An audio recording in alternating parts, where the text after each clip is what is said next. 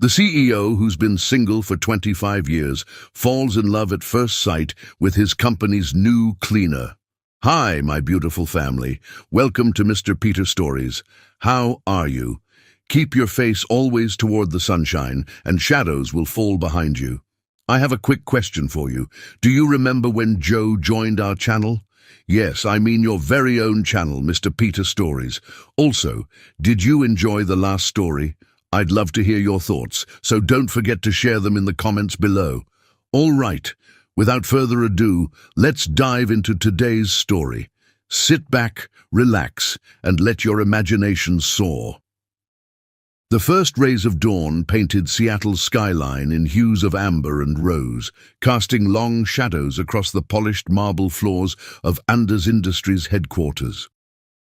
Amel Anders stood at the floor-to-ceiling windows of his penthouse office, his tall frame silhouetted against the awakening city below. At 48, he carried himself with the quiet confidence of a man who had rebuilt his empire from the ashes of betrayal. His reflection in the glass showed a man whom time had shaped rather than worn down. Steel-grey eyes, sharp and observant, were framed by slight creases that spoke of years spent in boardrooms and late-night strategy sessions. His dark hair, now threaded with distinguished streaks of silver at the temples, was immaculately styled. The custom-made Tom Ford suit he wore, a deep charcoal that emphasized his broad shoulders, hadn't a single crease despite the early hour. Amel adjusted his titanium Cartier watch, a reminder of his first successful merger after the divorce, and checked the time, 5:30 a.m. These early morning hours were his sanctuary, a time when the bustling headquarters of his technology empire stood silent and empty. Here he could drop the mask of the ruthless CEO and simply be Amel, the boy from Brooklyn who had dared to dream big. 25 years. The thought whispered through his mind as he turned away from the window. 25 years since Valencia had nearly destroyed everything he'd built. He'd been young then, just 23, and drunk on his first taste of success. She'd swept into his life like a summer storm, all bright smiles and promises of forever. By the time he'd discovered her true nature, her carefully orchestrated plan to take control of his company and leave him with nothing, it had almost been too late. The memory still burned, but the pain had dulled to a familiar ache. He'd learned his lesson well. Trust was a luxury he couldn't afford, not in his position. Love was a weakness that could bring even the strongest man to his knees. Amel's Italian leather shoes clicked against the marble as he began his morning ritual, a solitary walk through each floor of his building. It was a habit he'd developed in those first desperate years after the divorce, when paranoia had driven him to check every detail personally. Now, it was simply his way of connecting with the empire he'd built, of reminding himself what he'd sacrificed everything for. The security panel next to the executive elevator verified his thumbprint with a soft chime. As he descended, he reviewed his schedule for the day. Board meeting at 9, lunch with potential investors, quarterly reviews in the afternoon. The same careful dance of power and influence he'd perfected over the years. The elevator doors opened to the reception area on the ground floor, and Amel stepped out, expecting the familiar emptiness. Instead, the sound of gentle humming stopped him in his tracks. The melody was soft, almost ethereal in the morning quiet. It floated through the air like a forgotten dream, wrapping around him with an inexplicable warmth. For a moment, he stood perfectly still, afraid that any movement might shatter this unexpected moment of peace. Following the sound, he rounded the corner and felt the world shift beneath his feet. There, bathed in the golden light of dawn, stood a vision that made his carefully constructed world tilt on its axis. A young woman in a modest navy uniform was tending to the prize orchids that graced the reception area. Her movements were graceful, almost dance-like, as she carefully examined each bloom. The rising sun caught the rich undertones of her dark skin, creating an aura that seemed to glow from within. Her hair was styled in neat professional braids that caught the light as she moved, revealing subtle hints of auburn. She handled each flower with such gentleness, such care, that Amel found himself holding his breath, unwilling to disturb this moment of pure serenity. As if sensing his presence, she turned, and Amel felt something crack in the fortress he'd built around his heart. Her eyes, warm and intelligent, met his with neither the intimidation he was accustomed to, nor the calculating interest he'd learned to distrust. Instead, they held a quiet confidence, a sense of self-assurance that came from within rather than from status or position. "Good morning," she said, her voice carrying the same melodic quality as her humming. A smile graced her features, genuine and unrehearsed, and Amel felt his pulse quicken in a way it hadn't for 25 years. "I'm Precious Zuri, your new facilities maintenance coordinator." The job title didn't fit the sophistication with which she carried herself, yet she spoke it with pride, no hint of apology or shame. She stood straight, professional but relaxed, clearly comfortable in her own skin, in a way that spoke of inner strength rather than arrogance. Amel realized he was staring and hadn't responded.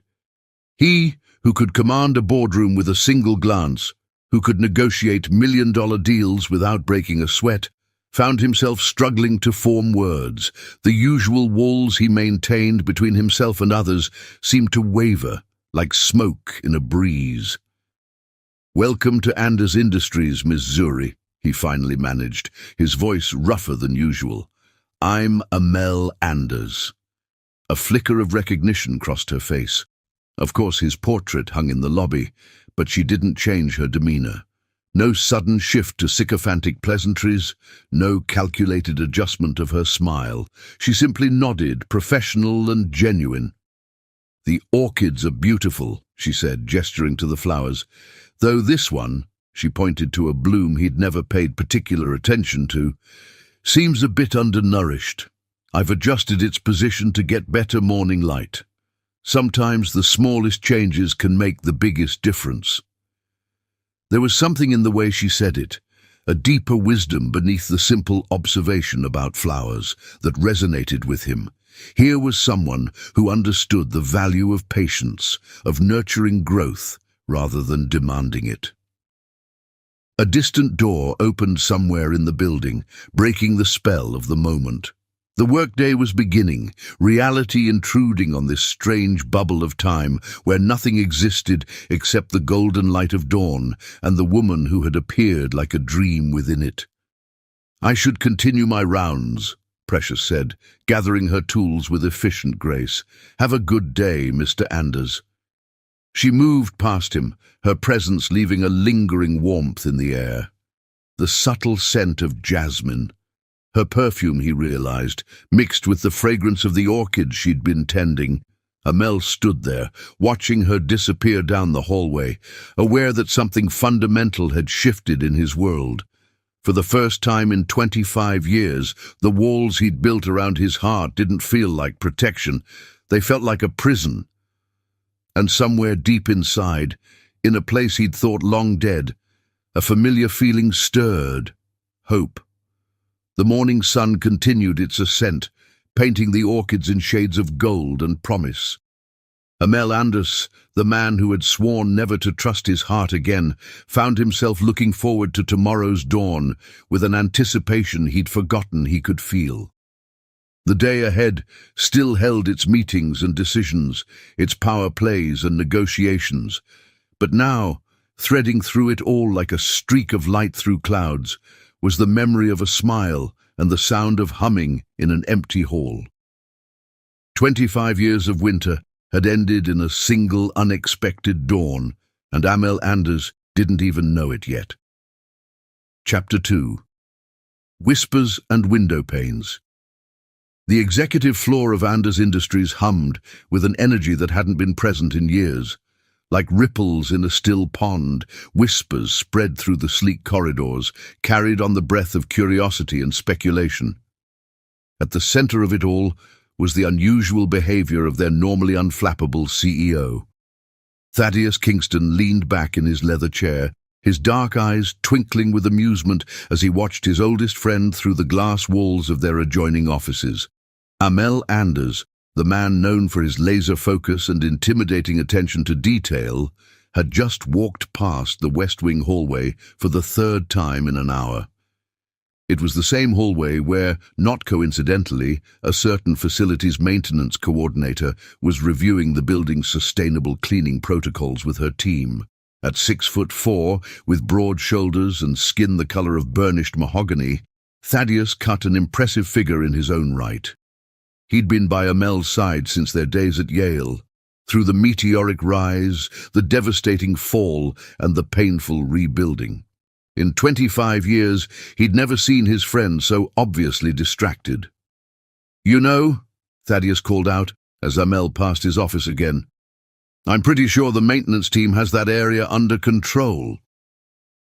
His deep voice carried a note of gentle teasing that only a friend of 3 decades could get away with.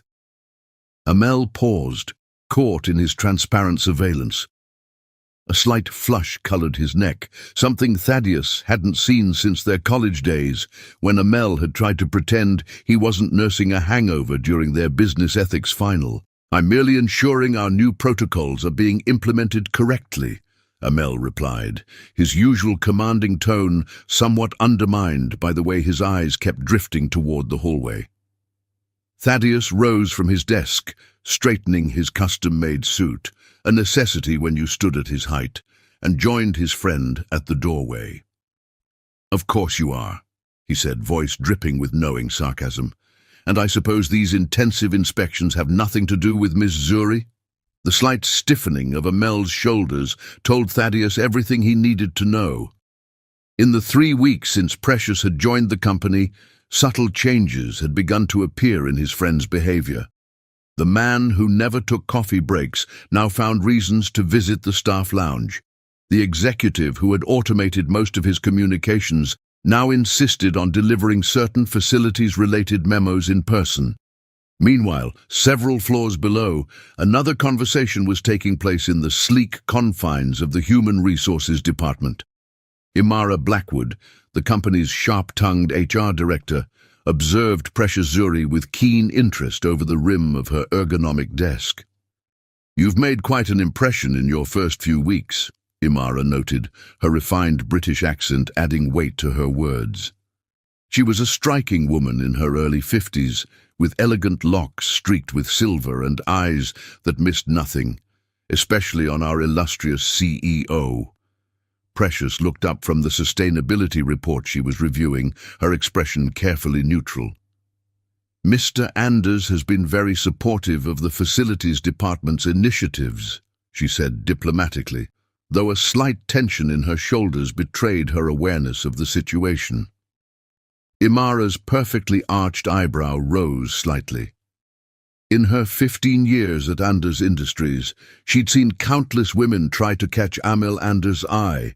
Socialites, executives, even a minor European royal, all had failed to penetrate the walls he'd built after the Valencia disaster.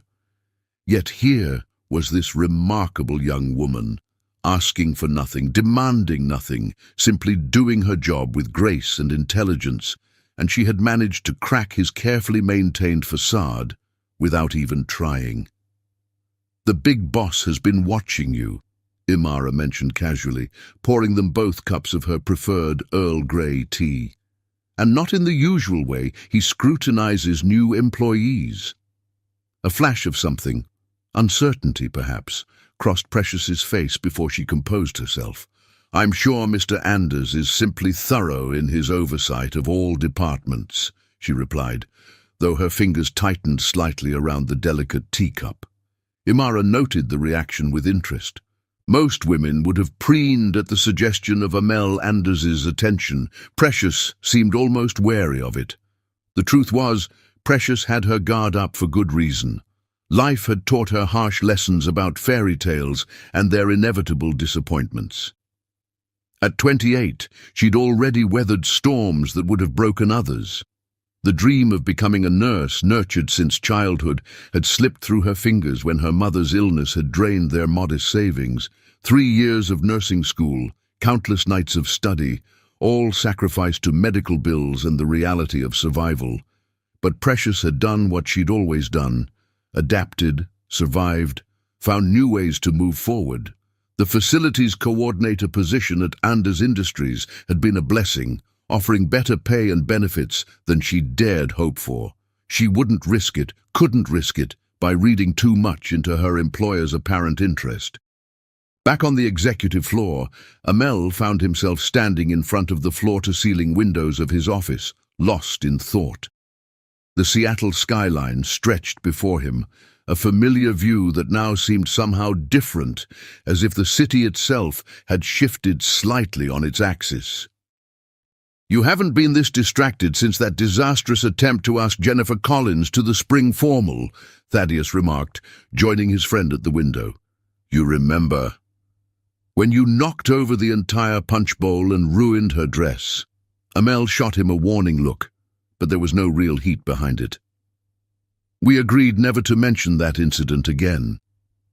"We agreed a lot of things in college," Thaddeus countered, his expression growing serious, "including that you wouldn't let one person's betrayal define the rest of your life." The words hung in the air between them, heavy with 25 years of unspoken concerns. Amel's jaw tightened, the familiar walls starting to rise, but Thaddeus pressed on. "She's not Valencia," he said quietly. "Anyone with eyes can see that." Before Amel could respond, a knock at the door interrupted them. Cordelia Winters, his executive assistant, entered with her usual efficient grace. "Mr. Anders, the quarterly reports are ready for your review, and—" She hesitated, something unusual for the normally unflappable woman. "There's been a small situation in the West Wing maintenance area." Amel's attention sharpened immediately. "What kind of situation?" "Nothing serious," Cordelia assured him quickly, though her expression suggested otherwise. "Just some disagreement between Miss Zuri and Xavier Blackwood about the implementation of the new cleaning protocols. Mr. Blackwood was quite vocal about his opinions." The temperature in the room seemed to drop several degrees. Xavier Blackwood, Imara's ambitious nephew and a junior executive in operations, had been making his displeasure about the new maintenance policies known for weeks. The fact that they had been proposed by someone he considered beneath his station had clearly rankled him. "Where is Miss Zuri now?" Amel's voice was carefully controlled, but Thaddeus recognized the dangerous undertone. "In the staff break room with Imara," Cordelia replied. "She handled the situation with remarkable composure, actually, but Mr. Blackwood's comments were rather inappropriate." Amel was moving before she finished speaking, his long strides eating up the distance to the elevator. Thaddeus watched him go, a mixture of concern and hope warring in his expression. "Well," he murmured to himself, "this should be interesting." In the break room, Precious sat with perfect posture, her hands wrapped around a cup of tea that had long since gone cold. Imara's presence beside her was both protective and evaluating, watching how the younger woman handled the aftermath of confrontation. "Your uncle," Precious said finally, her voice steady, "has some very strong opinions about the appropriate roles of maintenance staff." Imara's expression darkened. "My nephew has many opinions, most of them entirely worthless. He's forgotten that his own grandmother was a housekeeper who put his father through college, something I'll be reminding him of very shortly." The door opened, and both women looked up to find Amel Anders filling the frame, his expression thunderous. The sight of him, normally so controlled, now barely containing his anger on her behalf, made something flutter in Precious's chest. She squashed the feeling immediately. She couldn't afford to read too much into his concern. He would likely show the same for any employee facing harassment, but as their eyes met across the room, something passed between them, an unspoken current of understanding and connection that defied their respective positions and all the walls they'd built around their hearts. The whispers would grow louder after that day, spreading through the building like wildfire. The way the CEO had dressed down Xavier Blackwood in front of the entire executive floor. How he'd implemented new anti-harassment policies with unprecedented speed. The subtle but unmistakable protective stance he took whenever he was in the same room as the facility's coordinator. And through it all, Precious continued her work with quiet dignity, neither encouraging nor discouraging the attention, while Amel found more and more reasons to walk past the West Wing, their orbits drawing ever closer, despite all the reasons they should remain apart. The window panes of Anders Industries reflected it all. The glances, the whispers, the careful dance of two hearts beginning to remember how to trust. And in his office high above Seattle, Thaddeus Kingston smiled, watching his friend slowly come back to life after 25 years of winter. Chapter 3. The Garden Project. The morning sun streamed through the floor-to-ceiling windows of Anders Industries' main conference room, catching the delicate prisms of the crystal water glasses and casting rainbow patterns across the polished mahogany table. Amel Anders stood at the head of the room, his commanding presence softened by an energy that none of his executives had seen before.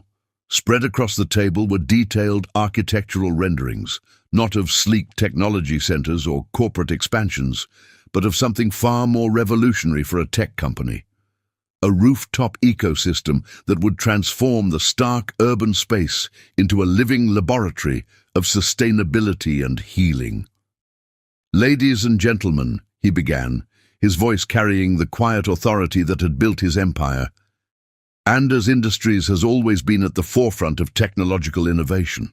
Today, we expand that innovation into environmental sustainability and community health." Behind him, the massive screen displayed images that made several board members lean forward in surprise. The current rooftop, a utilitarian expanse of concrete and HVAC units, had been reimagined as a cascading garden of healing herbs, vegetables, and flowers. Solar panels were artfully integrated with vertical growing systems. Rainwater collection fed into a sophisticated irrigation network that would sustain the garden while reducing the building's water consumption. In the corner, Precious sat quietly, her heart racing as she watched the revelation of plans she'd helped develop. Her expertise in urban agriculture and sustainable practices had shaped every detail, from the selection of drought-resistant medicinal herbs to the innovative composting system that would handle the building's organic waste. Thaddeus Kingston, watching from his usual seat at Amel's right hand, noticed how his friend's eyes kept finding Precious during the presentation. After 25 years of friendship, he could read the subtle signs of transformation in Amel, the softening around his eyes, the hint of passion in his voice that had nothing to do with profit margins.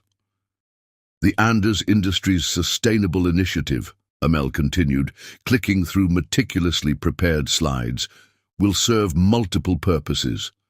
First, it will significantly reduce our environmental impact through green technology integration. Images showed solar arrays, cleverly disguised within pergolas dripping with flowering vines, while rainwater collection systems were concealed beneath beds of native plants. Every technical innovation was balanced with natural beauty, creating a space that was both functional and inspiring. Second," he continued, moving to the next phase, "it will provide fresh, organic produce for our cafeteria and local food banks, demonstrating corporate responsibility in action. The plans revealed raised beds designed for maximum yield, vertical growing systems that would produce everything from tomatoes to leafy greens, and a greenhouse that would extend the growing season through Seattle's winters. But most importantly," here, his voice softened slightly as his gaze found Precious again, "it will serve as a living laboratory for sustainable practices and community education. We're not just building a garden, we're creating a model for urban environmental responsibility that can be replicated across the city." Xavier Blackwood's voice cut through the impressed murmurs, sharp with barely concealed disdain. "And who exactly will be managing this elaborate project? Surely not the maintenance department." The weight of old money and privilege lay heavy in his tone, making several board members shift uncomfortably. But before Amel could respond, Precious rose gracefully from her seat. "Actually," she said, her voice clear and confident, "I'd be happy to address that question, Mr. Blackwood." She moved to the front of the room with natural poise, her professional attire perfectly tailored but far from flashy. Standing beside the architectural renderings, she began to explain the technical aspects of the project with a depth of knowledge that quickly commanded attention. The vertical growing systems will utilize hydroponics and aquaponics, she explained, bringing up detailed schematics. This allows us to maximize food production while minimizing water usage. We've designed a closed-loop system where fish waste fertilizes the plants, while the plants clean the water for the fish. Her fingers traced the flow patterns on the screen, her passion evident in every word. But the technical innovations are just the beginning. Each element of the garden has been chosen not just for sustainability, but for healing properties and educational value. She clicked to a new slide showing the medicinal herb section. "Here, we'll grow everything from echinacea and chamomile to lavender and lemon balm. These plants have been used in traditional medicine for generations, and now they're being studied by modern science for their therapeutic properties." The board members, initially skeptical, found themselves drawn in by her expertise and genuine enthusiasm. Even Xavier's supporters couldn't deny the depth of thought that had gone into the project. "The garden will also serve as a teaching space," she continued, showing areas designed for small groups. "We'll partner with local schools for environmental education, host workshops on sustainable gardening, and provide hands-on experience for community members interested in urban agriculture." As she spoke about the community impact, her whole face lit up with inner conviction. Amel, standing nearby, felt his heart swell with admiration. This was what had first drawn him to her. Not just her beauty or intelligence, but her ability to see beyond surface value to the deeper potential in everything. "Ms. Zuri," he said during a natural pause in her presentation, "would you lead this project?" The room fell silent. It was more than a project management role. It was an unprecedented opportunity that would place her directly in the corporate hierarchy. Several board members exchanged meaningful glances, while Xavier's face darkened with barely suppressed outrage. Precious met Amel's eyes, seeing in them not just professional respect, but something deeper, something that made her heart race. "I would be honored," she said quietly, "but I would need to maintain oversight of my regular duties as well. The maintenance team will report directly to you." Amel finished smoothly. "Consider this a promotion, Ms. Zuri. Director of Facilities and Sustainability, effective immediately." The title hung in the air like the scent of blooming flowers, full of promise and possibility. Precious felt the weight of the moment, understood all the implications of what was being offered. It was an opportunity beyond anything she'd imagined, but also a challenge that would test everything she knew about growth and adaptation. "Thank you," she said simply, her voice steady despite the emotion tightening her throat. "I won't let you down." "I know you won't," Amel replied softly, and for a moment everyone in the room faded away as their eyes held a conversation only they could understand. The meeting continued with discussion of budgets and timelines, but the energy had shifted. Even the most conservative board members found themselves caught up in the vision of transformation, not just of their rooftop, but of what their company could become. Later that evening, as the sun began to set over Seattle's skyline, Precious stood alone on the rooftop. The space was still bare concrete and utility units, but in her mind's eye, she could see it transformed. Beds of healing herbs releasing their fragrance into the air, vertical gardens climbing toward the sky, quiet spaces where people could reconnect with nature high above the city streets. The door opened behind her, and she knew without turning who it would be. Amel's presence had become something she could feel, like the approach of spring after a long winter. "The view is different from up here," he said, coming to stand beside her at the railing. "Everything looks different from a new perspective," she replied softly, thinking of how much her life had changed since that first morning among the orchids. They stood in comfortable silence, watching the city lights begin to twinkle in the gathering dusk. The space between them hummed with unspoken words and careful distance, like the pause between planting a seed and seeing the first green shoot break through soil. "Why did you really start this project, Mr. Anders?" Precious finally asked, turning to face him. Her direct gaze pierced through his carefully maintained facade, demanding truth. The moment stretched between them, fragile as a new leaf. Amel looked at her, really looked at her, seeing past the professional exterior to the strength and vulnerability beneath. For the first time in 25 years, he felt the urge to let someone see past his walls. But before he could answer, the door opened again, bringing Cordelia with a stack of contracts requiring his immediate attention. The moment shattered like morning frost in sunlight, leaving both of them with the lingering awareness that something had shifted, something had begun. As Precious descended in the elevator alone, she pressed her hand against her racing heart. "Don't be foolish," she whispered to herself. "Fairy tales don't happen to girls like you." But up on the rooftop, standing where she had stood, Amel Anders watched the last light fade from the sky and allowed himself to hope, just a little, that maybe some gardens were worth the risk of growing. Chapter 4. Hidden Wounds.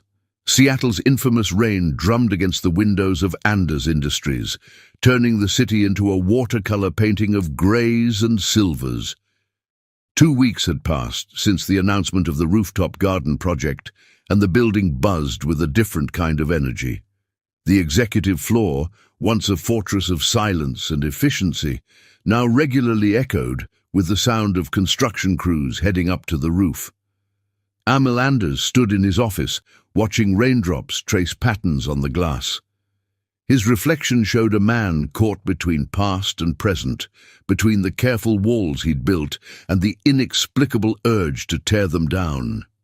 The stack of papers on his desk included the latest progress report from the garden project, bearing Precious Zuri's neat signature at the bottom. He'd read it 7 times already, not for the content, which was as thorough and professional as everything she did, but for the small personal notes she'd added in the margins. Observations about which plants were thriving in the test beds, ideas for expanding the meditation area, even a small sketch of a hummingbird she'd spotted during her morning inspection. These glimpses into her mind, her way of seeing beauty in the smallest details, affected him in ways he couldn't explain, or rather, in ways he refused to explain, because explaining meant acknowledging feelings he'd sworn never to entertain again. A knock at his door interrupted his thoughts. Thaddeus entered, carrying 2 cups of the absurdly expensive coffee they both pretended not to be addicted to. "You're brooding again," his friend observed, settling into one of the leather chairs.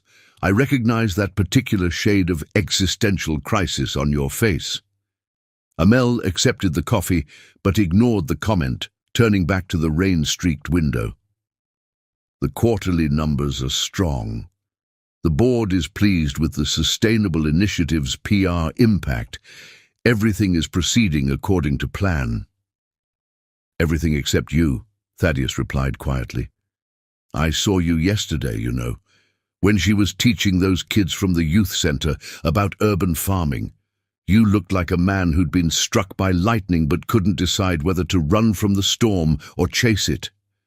The memory flashed unbidden in Amel's mind. Precious, surrounded by teenagers from Seattle's roughest neighborhoods, explaining how to test soil pH with the same patience and dignity she brought to board meetings. the way her face had lit up when one particularly sullen boy had successfully transplanted his first seedling, the sound of her laugh, real and unguarded, when another kid had accidentally sprayed her with the watering can. "It's not that simple," Amel said finally, his voice tight with suppressed emotion. "Because of Valencia?" Thaddeus asked, though they both knew it wasn't really a question. The name hung in the air between them, heavy with 25 years of unspoken pain. Valencia Pierce, the woman who had nearly destroyed everything Amel had built. She'd been brilliant, beautiful, and utterly ruthless in her ambition. By the time he'd discovered her true nature, the careful manipulation, the secret deals with his competitors, the planned corporate takeover that would have left him with nothing, it had almost been too late. "You know what she did," Amel said, his grip tightening on the coffee cup. "I know what she did," Thaddeus agreed, "but I also know what you've done to yourself since then. 25 years of holding everyone at arm's length. 25 years of turning yourself into some kind of corporate machine. When was the last time you actually lived, Amel?" Before he could respond, Cordelia appeared at the door. "Mr. Anders, there's a situation with the garden project that requires your immediate attention." Amel was moving before she finished speaking, Thaddeus close behind. They took the elevator to the roof, where the rain had finally stopped, leaving everything gleaming and new-washed in the emerging sunlight. The garden was taking shape, raised beds and vertical growing systems, creating an oasis of green against the urban skyline. But Amel barely noticed the progress. His attention was fixed on the small group gathered near the herb garden, where Precious stood facing down Xavier Blackwood and 2 board members. The budget allocations were clearly outlined in the initial proposal, she was saying, her voice calm but firm. The community outreach program is an integral part of the project's social impact goals. The board is concerned about resource allocation, one of the members replied, his tone condescending. Perhaps someone with more executive experience should oversee the financial aspects. "Someone like my nephew," Imara Blackwood's voice cut through the tension as she emerged from the rooftop entrance. "Is that what you're suggesting, Harrison? Because I seem to recall Xavier's last project coming in 30% over budget." The situation devolved into heated discussion, but Amel wasn't listening anymore.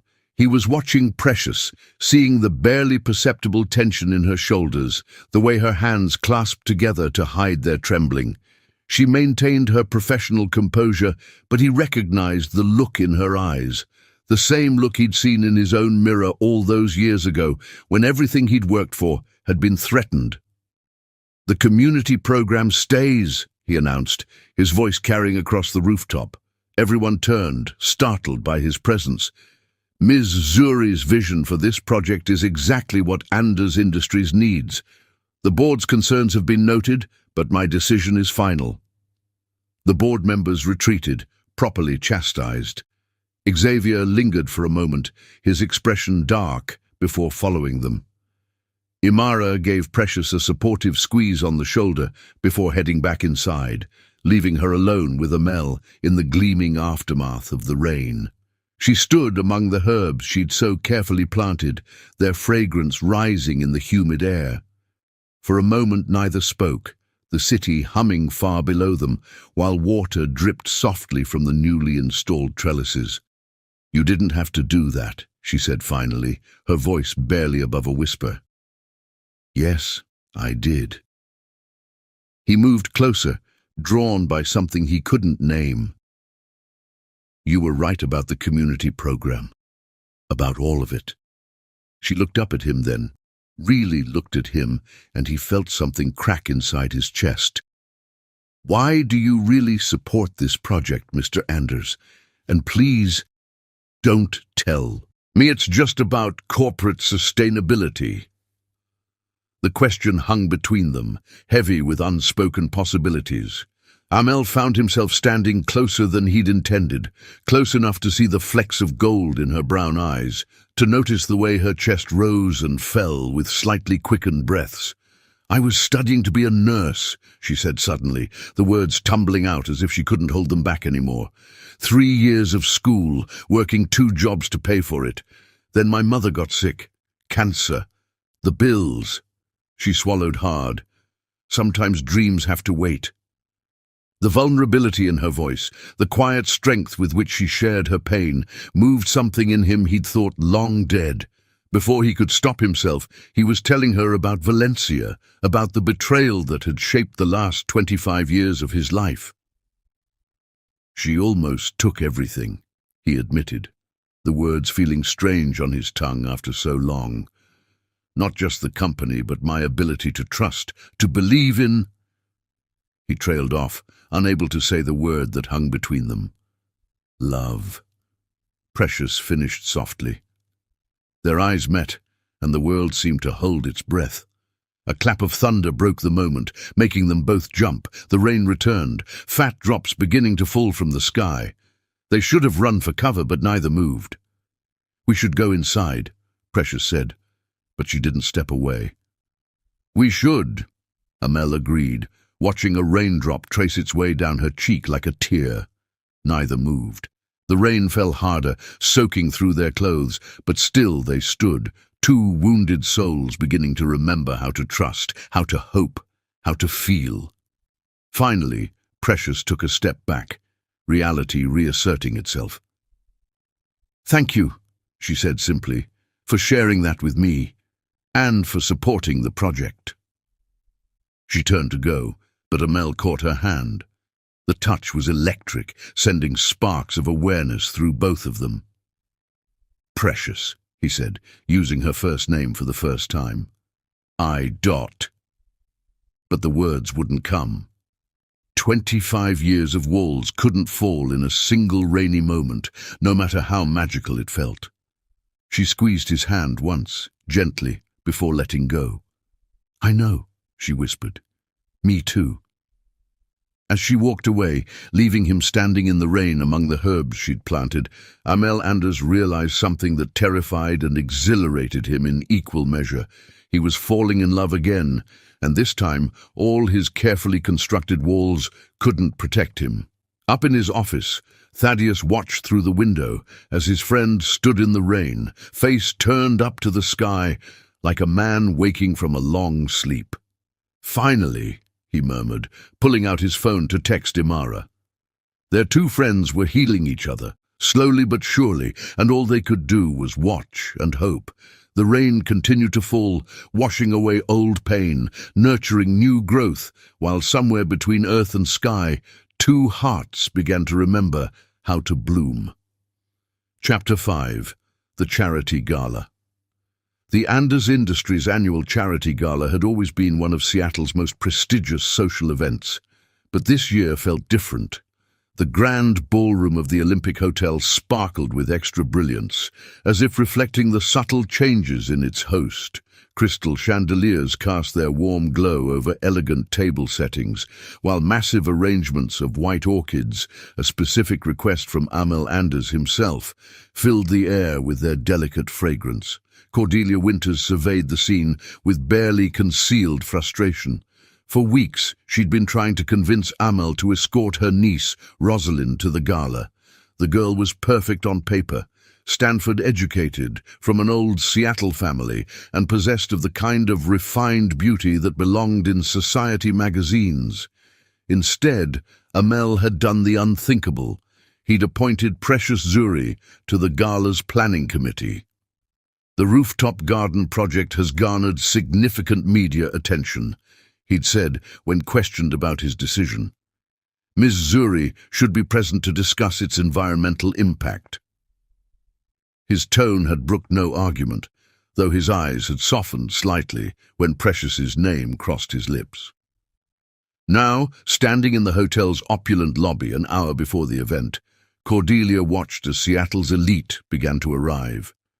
Women in designer gowns dripping with jewelry, men in perfectly tailored tuxedos, all of them representing old money, established connections, the kind of people Amel Anders should be focusing on.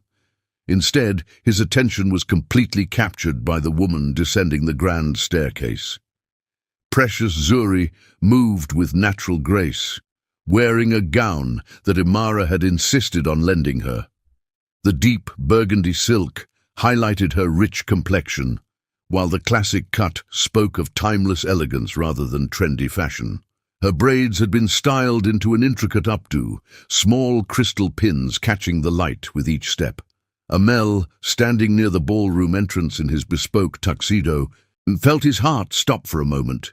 He'd grown accustomed to seeing Precious in her professional attire, had even seen her in rain-soaked clothes on the rooftop that day. But this was something else entirely. She looked like a queen, regal and self-possessed, yet still unmistakably herself. "Close your mouth, old friend," Thaddeus murmured beside him, amusement clear in his voice. "You're starting to look like a lovesick teenager." Amel managed to compose his features, but his eyes never left Precious as she made her way through the growing crowd. She moved with quiet confidence, stopping to speak with various guests about the garden project.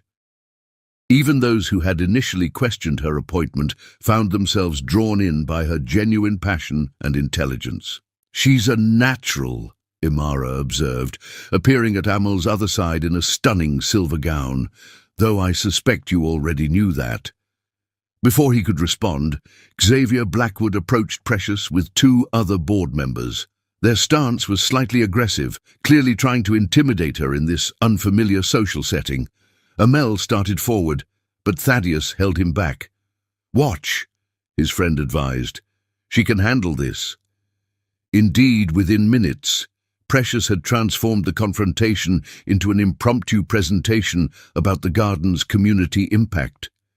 She spoke with such conviction about the project's potential to bridge social divides that even Xavier's companions looked impressed.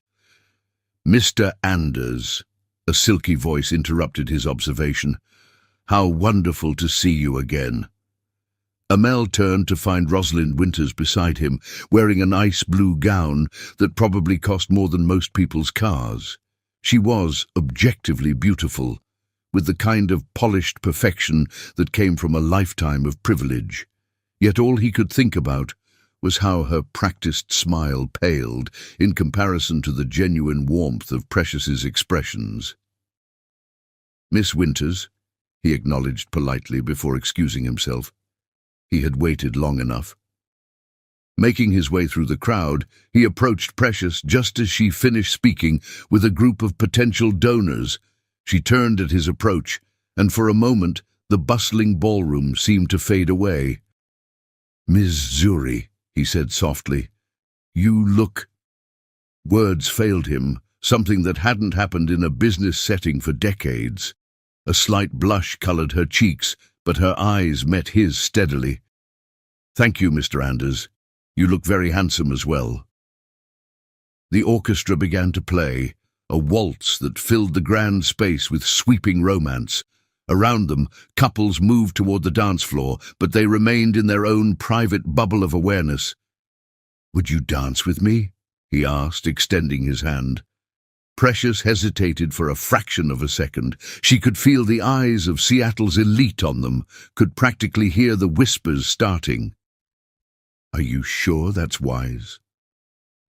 "No," he admitted with a small smile, "but I'm asking anyway."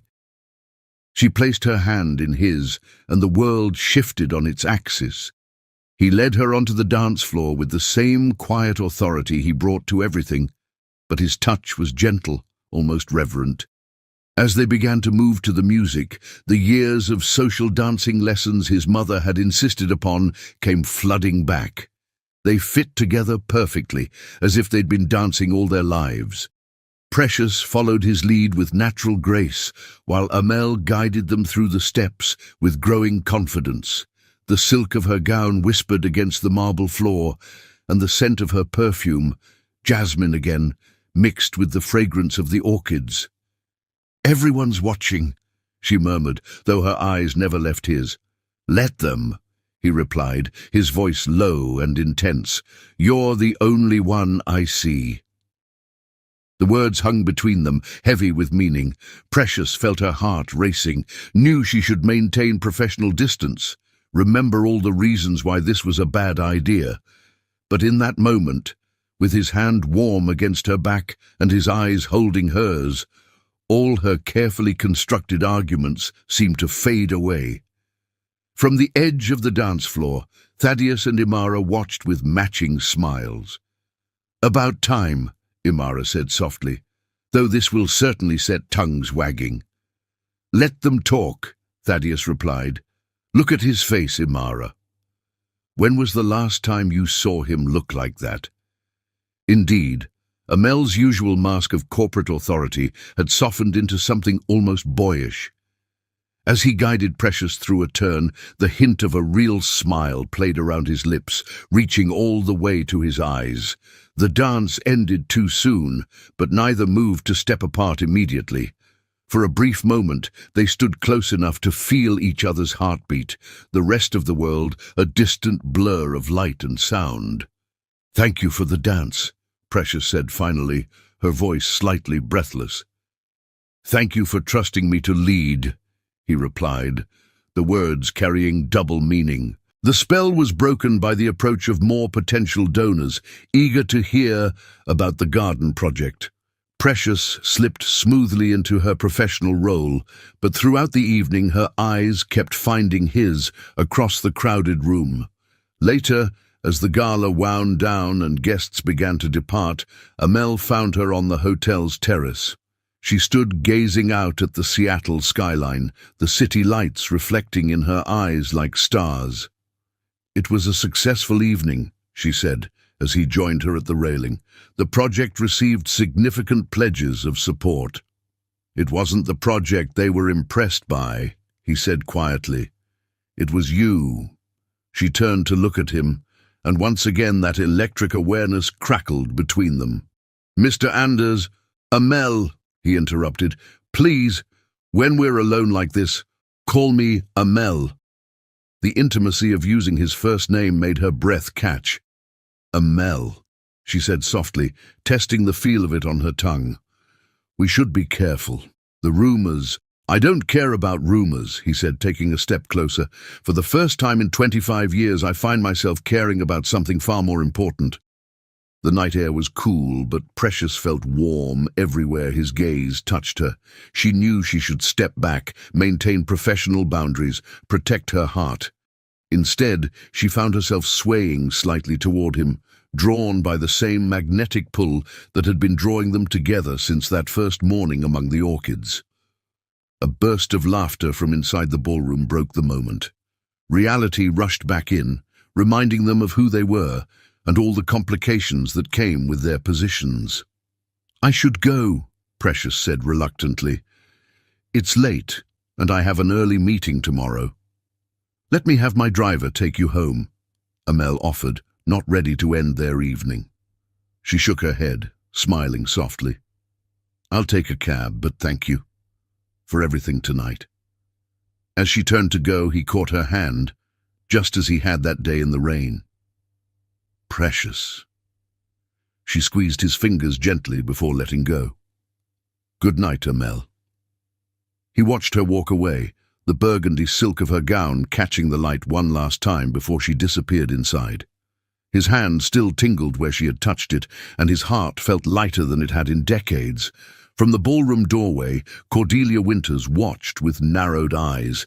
This was not how things were supposed to go. Her niece Rosalind was perfectly suited to be Mrs. Amel Anders, not some maintenance coordinator turned sustainability director. But as she observed Amel's expression as he stared after Precious, soft, vulnerable, almost young again, she realized with sinking certainty that her carefully laid plans were crumbling. The Ice King of Seattle's business world was thawing, and all because of a woman who had never sought to capture him in the first place. The last guests departed, leaving the ballroom echoing with the ghosts of music and laughter. But up on the terrace, Amel Anders stood a while longer, remembering the feel of Precious in his arms as they danced, the way her eyes had shone in the starlight, the sound of his name on her lips. For the first time since Valencia's betrayal, he found himself willing to risk his heart again. The thought should have terrified him, but instead it filled him with a quiet joy, like watching the first green shoots break through soil in their rooftop garden. Sometimes he was beginning to realize the most beautiful things grew in the most unexpected places. Chapter 6. Office Politics. The Monday morning after the charity gala dawned with an undercurrent of tension crackling through Anders Industries like static before a storm. Every desk, every break room, every elevator held whispered conversations about the photographs splashed across Seattle's society pages. Amel, Anders, and Precious Zuri dancing, their eyes locked in a way that spoke volumes. Xavier Blackwood stood in his corner office, the morning sunlight catching the edge of his Harvard MBA diploma as he stared at the newspaper spread across his imported mahogany desk. His manicured finger traced the caption beneath the photo. Anders Industries CEO shares a dance with sustainability director during annual charity gala. The word shares had been deliberately chosen, he was sure, to avoid more romantic implications, but the chemistry between them was undeniable in the image. "This is getting out of hand," he muttered to his visitor, Rosalind Winters, who perched elegantly on his leather sofa. Her Chanel suit probably cost more than most employees' monthly salary, a fact she wore like armor. First the maintenance position, then the sudden promotion to sustainability director, now this public display. Rosalind's perfectly manicured nails, the same shade of red as her Louboutin heels, drummed against her Hermès handbag. "Aunt Cordelia is beside herself," she said, her voice carrying the cultured tones of old. "Seattle money and private school education. She's spent years trying to find the perfect match for Amel, cultivating connections, arranging chance meetings at charity events. Now he's falling for some facility worker." The disdain in her voice matched the bitterness Xavier had been nursing since Precious's promotion. He'd worked his way up through proper channels: prep school, Ivy League, MBA, carefully cultivated connections. Yet here was this outsider, this nobody, suddenly wielding influence over the company's most prestigious new initiative and, apparently, its CEO's heart. "Something needs to be done," he said, moving to stand by his window. From here, he could see the rooftop garden taking shape, a constant reminder of how Precious had somehow managed to insert herself into the company's upper echelons. "The board is already questioning the resources being directed to her projects." "Carefully," Rosalind cautioned, though her eyes gleamed with malicious interest. "After that disaster with Valencia Pierce, Amel is particularly sensitive to any hint of manipulation or betrayal. One wrong move, and it could backfire spectacularly." Xavier's lip curled at the mention of Valencia. Everyone in Seattle's business circles knew the story, how the ambitious socialite had nearly succeeded in wresting control of Anders Industries from its young founder through a combination of seduction and corporate espionage. The scandal had been carefully buried, but its effects had shaped company culture for 25 years. "Perhaps," he said slowly, pulling up financial reports on his computer, "it's time to remind everyone of that particular chapter in company history. The parallels are interesting, wouldn't you say?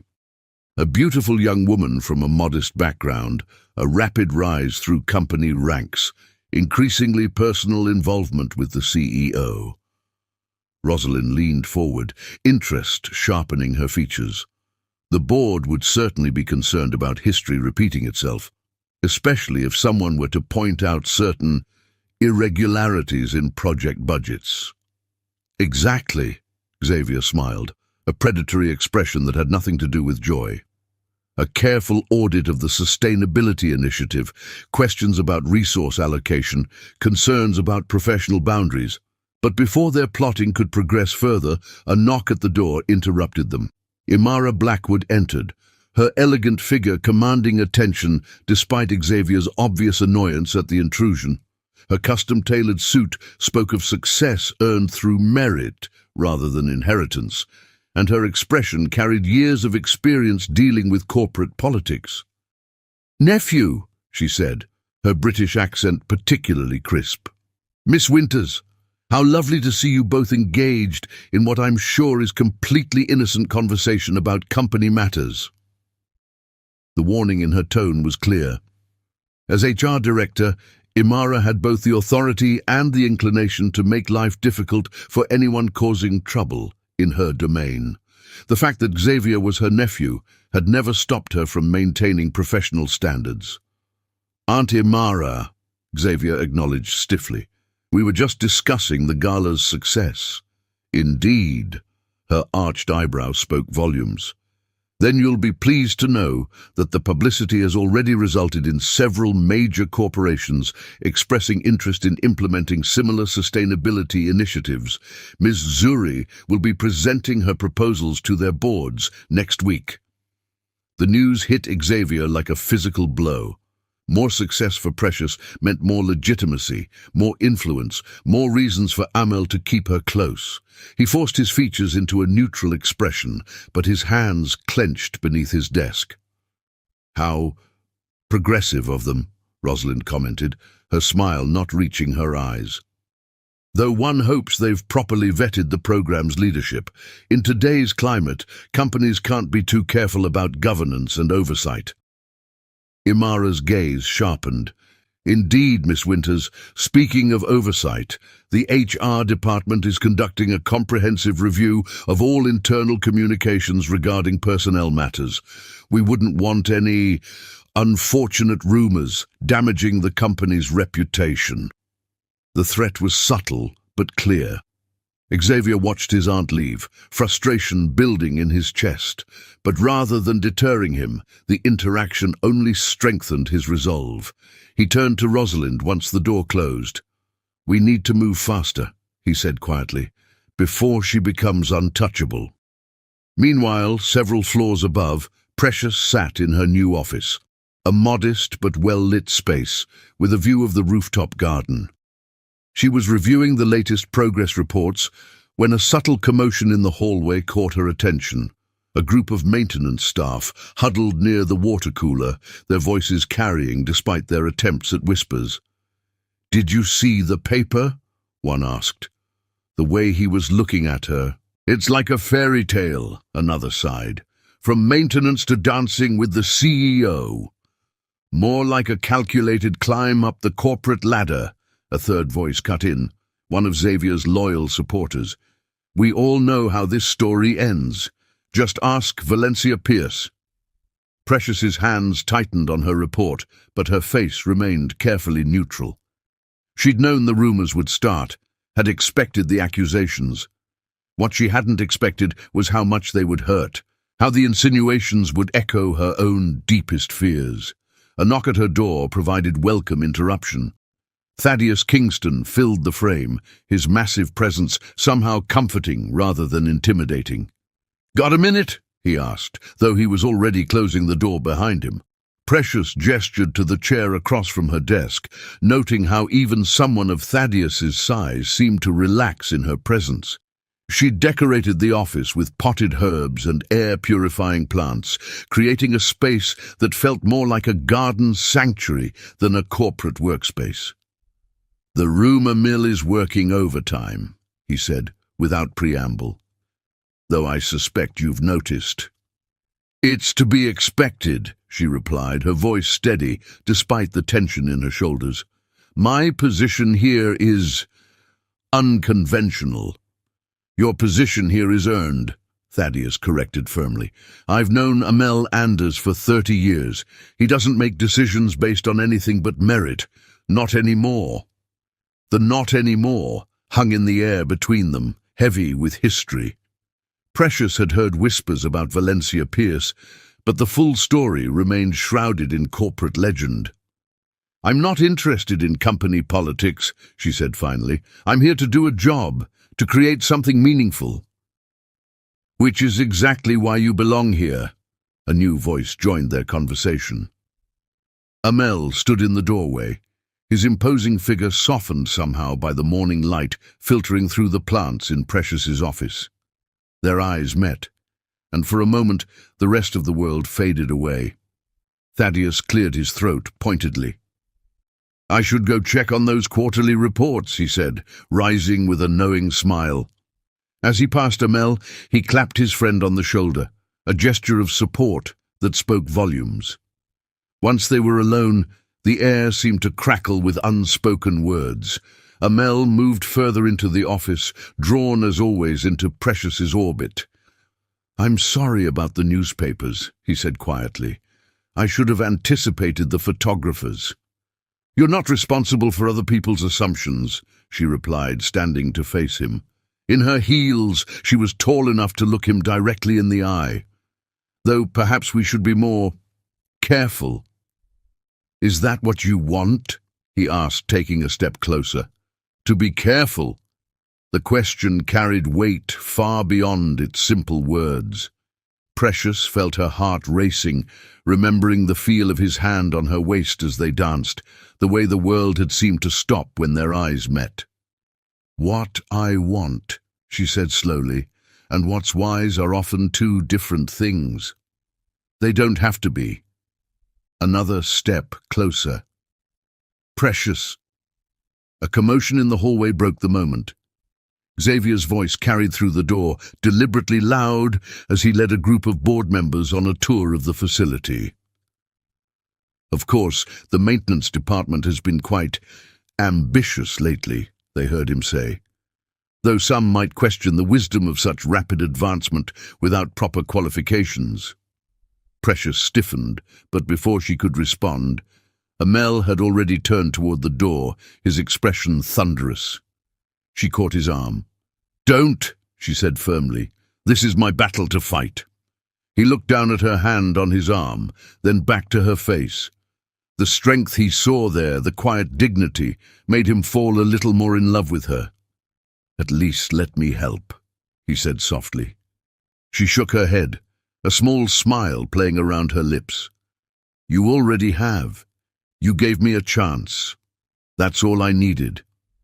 With that, she squared her shoulders and walked out to face Xavier and his entourage. Her voice carried back to Amel's ears, clear and professional, as she began an impromptu presentation on the garden project's progress and its measurable impact on employee wellness. He watched from her office doorway as she handled the situation with grace and composure, turning potential humiliation into an opportunity to showcase her expertise. The board members were soon nodding along, clearly impressed, while Xavier's face grew increasingly sour. "Remarkable woman," Imara observed, appearing silently beside him. "Rather like watching a master class in professional dignity, isn't it?" "She shouldn't have to prove herself like this," Amel said, his voice tight with controlled anger. "No," Imara agreed, "but the fact that she can and does it with such grace is exactly why she's worthy of her position."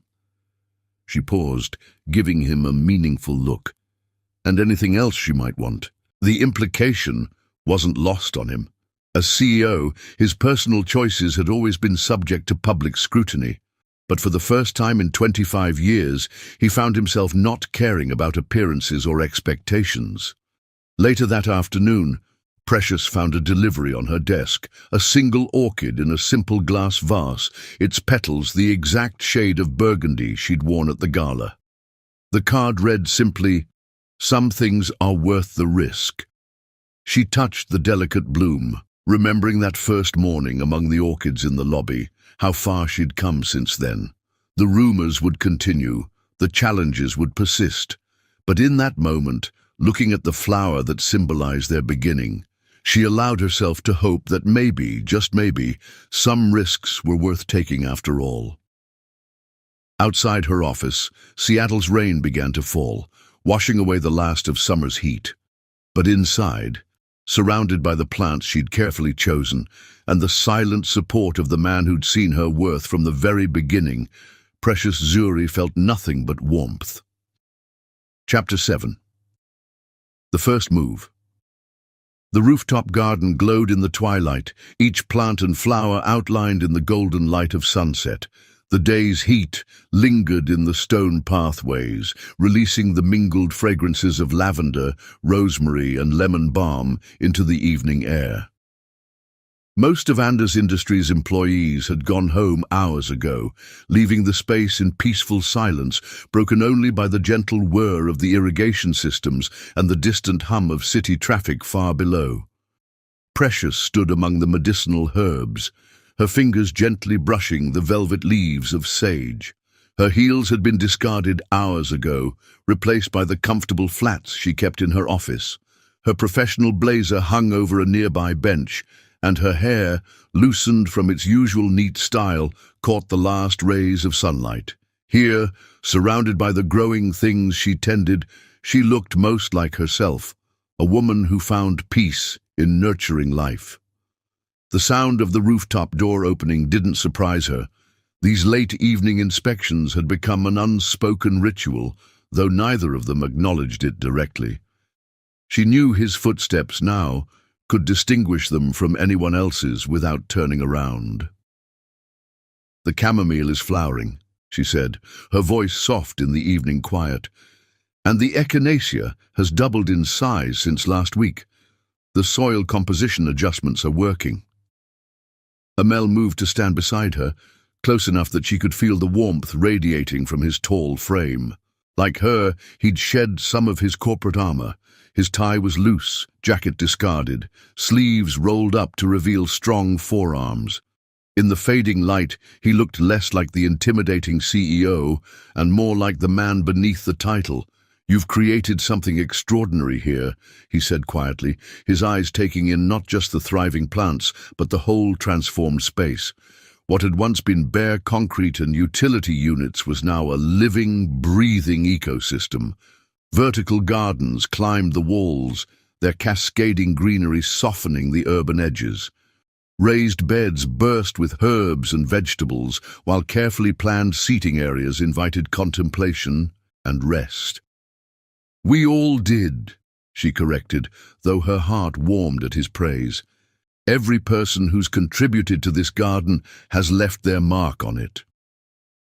They stood in comfortable silence as the last rays of sunlight painted the garden in shades of gold and amber. In the distance, a container ship moved slowly across Elliott Bay, its lights beginning to twinkle in the gathering dusk. The moment felt suspended, like a drop of dew before it falls. "I've never told anyone about Valencia," Amel said suddenly, his voice quiet but clear in the evening air. "Not the whole story. Not even Thaddeus knows all of it." Precious turned to look at him, struck by the vulnerability in his tone. His profile was sharp against the darkening sky, but his usual mask of corporate authority had softened into something more human, more real.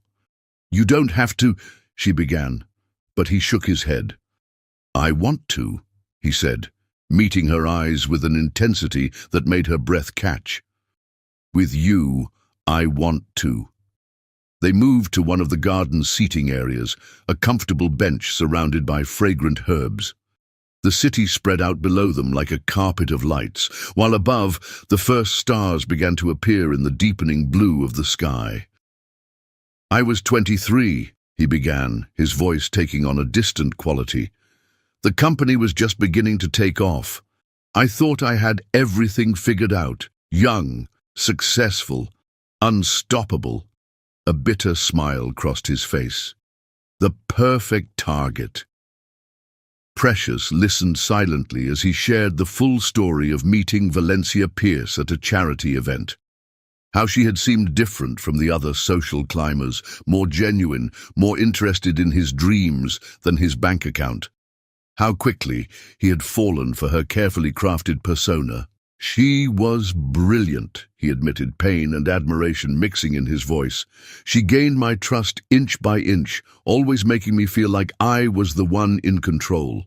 By the time I realized what was happening, she had access to everything: company accounts, board contacts, strategic plans."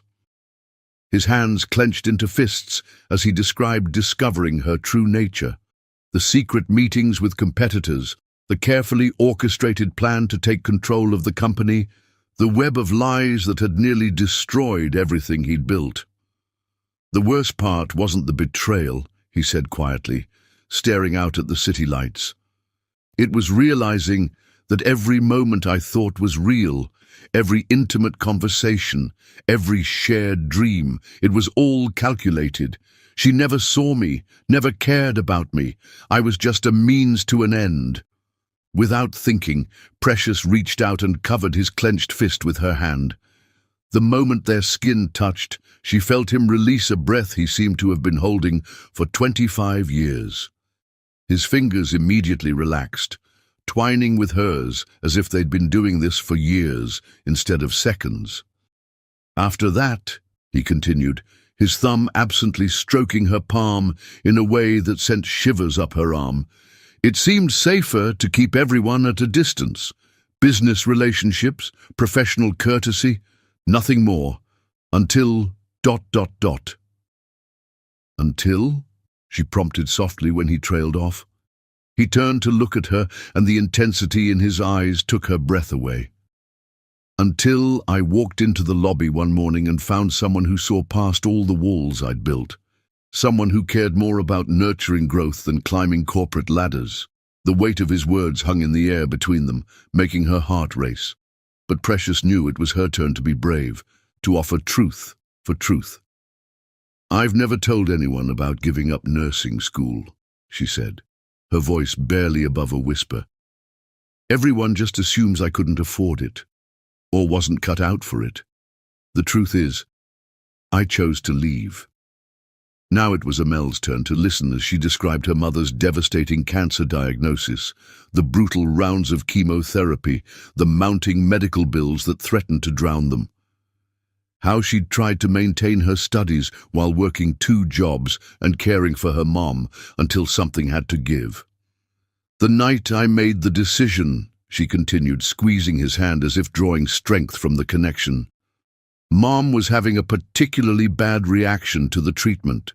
She needed someone to hold her hair back, to rub her back, to just be there, and I realized that's what healing really is. Sometimes it's not about medical degrees or prestigious careers. Sometimes it's just about being present, about helping things grow and heal in whatever way we can. She gestured to the garden around them, her free hand encompassing the space she'd helped create. This is my way of still being a healer. Every person who finds peace here, every community member who learns to grow their own food, every employee who takes a moment to breathe and reconnect with nature, they're all part of the healing process. Amel watched her speak with growing wonder. This remarkable woman had taken her own pain and transformed it into something beautiful, something that helped others, just as she'd helped him begin to thaw his frozen heart. I've never told anyone that before, she admitted, suddenly self-conscious under his intense gaze. I've never told anyone about Valencia, he replied softly. I guess we're both learning to trust again. The moment stretched between them, filled with unspoken possibilities. The garden's herbs released their fragrance into the cooling evening air, lavender for peace, rosemary for remembrance, lemon balm for healing, while the city lights twinkled below like fallen stars. Slowly, giving her every chance to pull away, Amel raised their joined hands and pressed a gentle kiss to her knuckles. The gesture was old-fashioned, almost courtly, but the tenderness behind it made Precious's heart skip a beat. Thank you, he whispered against her skin, for showing me that not all growth has to be painful. She responded by squeezing his hand, wordlessly acknowledging the trust he'd placed in her. They sat together in comfortable silence as true night fell, neither willing to break the spell of this moment when masks had fallen and truth had bloomed like the flowers surrounding them. Far below, Seattle continued its endless dance of light and shadow, but up in their rooftop sanctuary, 2 souls had taken the first real step toward healing old wounds and nurturing new beginnings. Like the medicinal herbs around them, They had found that sometimes the most powerful healing comes from simply being present, being real, and allowing love to grow in its own time. Chapter 8. Weekend Surprises. Saturday mornings at Anders Industries were usually quiet, the building operating on minimal staff. But this particular dawn found Anders in his office, suit jacket draped over his chair, sleeves rolled up as he reviewed final details with Thaddeus and Imara. The past week since their rooftop conversation had shifted something fundamental between him and Precious, and he was determined to show her that he understood her dreams. "The medical equipment arrives in an hour," Thaddeus reported, checking his tablet. "Dr. Elena Rivera will oversee the clinic setup. Her reputation for community health care is impeccable." "And the educational program structure?" Amel asked, his eyes scanning the detailed plans spread across his desk. Imara smiled, a rare expression of pure approval on her elegant features. "All arranged. We've partnered with 3 local nursing schools to provide mentorship opportunities. The students will get hands-on experience while working under licensed professionals." The basement of Anders Industries had been transformed over the past week.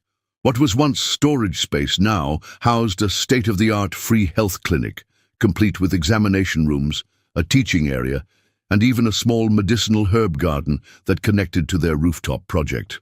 "Miss Zuri's appointment is scheduled for 10 a.m., Cordelia announced, entering with fresh coffee for everyone. Her initial resistance to Precious had softened after witnessing how the younger woman's influence had brought positive changes to both the company and its CEO. "She thinks she's coming in for a routine inspection of the basement ventilation systems." Amel nodded, trying to control the nervous energy that had him straightening his tie for the 10th time that morning. He wanted everything to be perfect, wanted to show Precious that he not only understood her dream of helping others, but was committed to helping her achieve it. "Relax," Thaddeus said quietly, as Cordelia and Imara left to oversee final preparations. "This is exactly what she's always wanted to do. You're giving her back her dream." "I just hope she doesn't see it as overstepping," Amel replied, voicing the concern that had kept him awake for days. "The last thing I want is for her to think I'm trying to buy her affection." "Anyone who knows Precious would never think that," his friend assured him. "And anyone who knows you can see this isn't about impressing her, it's about understanding her." At precisely 10 a.m., the elevator doors opened on the basement level, and Precious stepped out, clipboard in hand. She wore casual clothes appropriate for a weekend inspection, dark jeans, a soft blue blouse, and practical flats. Her braids were pulled back in a simple style, and she wore minimal makeup. Yet to Amel, watching her approach through the security feed, she had never looked more beautiful. She was frowning slightly at her clipboard when she rounded the corner and stopped dead in her tracks. Where there should have been storage units and cleaning supplies, she found herself staring at a modern medical facility. The walls were painted in soothing colors, with murals of healing herbs and natural scenes. State-of-the-art equipment gleamed under professional lighting, while a team of medical staff arranged supplies and prepared for opening day. "What?" she breathed, her clipboard falling forgotten to her side. "Welcome to the Anders Industries Community Health Initiative," Amel's voice came from behind her. She turned to find him standing there, looking somewhat nervous, despite his usual confident demeanor. "I hope you don't mind that we borrowed some ideas from your rooftop garden project." Indeed, the clinic's waiting area featured living walls of medicinal plants, creating a healing atmosphere that bridged traditional and modern medicine. Through glass doors, she could see an education space where future healthcare workers could learn and train. "I don't understand," she said, though her heart was racing with growing comprehension. Why?" "Because you were right," he said softly, moving closer. "Healing isn't just about prestigious careers or medical degrees. It's about being present, about helping people in whatever way we can." He gestured to the space around them. This clinic will provide free healthcare to the community, while also offering educational opportunities for aspiring medical professionals who might otherwise face the same impossible choice you did. Precious felt tears welling in her eyes as she took in every detail. The herb garden that would provide natural remedies, the comfortable consultation rooms designed to put patients at ease, the teaching areas where students could learn and grow. "You remembered," she whispered. "Everything I said about wanting to help people, about making healthcare accessible." "I listened to you," he said simply. "Even when you think I'm just being polite, even when you're talking about soil pH levels or proper pruning techniques. I hear you, Precious. I see you." The words hit her heart like a physical force. In a world where so many people had dismissed her dreams or tried to reshape them into something more suitable, here was a man who had taken those dreams and helped them bloom. "Dr. Rivera," Amel called out, and a distinguished woman in her 50s approached them. "This is Precious Zuri, our Sustainability Director, and now, if she's willing, the coordinator for our educational outreach program." "Ms. Zuri," Dr. Rivera said warmly, "I've heard wonderful things about your work with community gardens. I believe your expertise in natural medicine and sustainable practices will be invaluable to our program." Precious could barely speak past the emotion tightening her throat. This wasn't just a gesture of affection, it was a deep understanding of who she was and what she valued. Amel hadn't tried to simply resurrect her old dream of being a nurse. He had helped her create something new that incorporated all aspects of her journey. "Would you like a tour?" he asked softly. "There's more to show you." She nodded, not trusting her voice yet. As they walked through the facility, each new detail showed how much thought had gone into the project. The children's area featured interactive displays about healthy eating and garden science. The pharmacy included a section dedicated to natural remedies, complete with educational materials about integrating traditional and modern medicine. "The rooftop garden will supply fresh herbs and vegetables," Amel explained as they reached the connecting greenhouse. "We've already partnered with local schools to provide educational programs about nutrition and sustainable agriculture." "This is—" Precious stopped, overwhelmed by the scope of what he had created. "Amel, this is more than I ever dreamed possible." He turned to face her fully, his expression more open and vulnerable than she had ever seen it. "You gave me back my ability to dream, Precious. To see beyond profit margins and corporate strategies to what really matters. This—" He gestured to the clinic around them. "This is just me trying to return the favor." A commotion at the main entrance drew their attention. A group of nursing students had arrived for orientation, their excited voices filling the space with energy and possibility. Among them, Precious recognized several faces from the youth center where she volunteered. Young people who had feared their dreams of medical careers were out of reach. "You listened," she said again, tears finally spilling over. "You really listened to my dreams." Amel reached out slowly, giving her time to pull away, and brushed a tear from her cheek. "How could I not? You've been listening to mine since that first morning among the orchids, even when I didn't know I still had any." The touch of his hand on her face sent warmth spreading through her entire body. Around them, the clinic hummed with preparation for opening day, but in that moment they might as well have been alone in the world. "Thank you," she whispered, leaning slightly into his touch. "Not just for this, but for seeing me. The real me.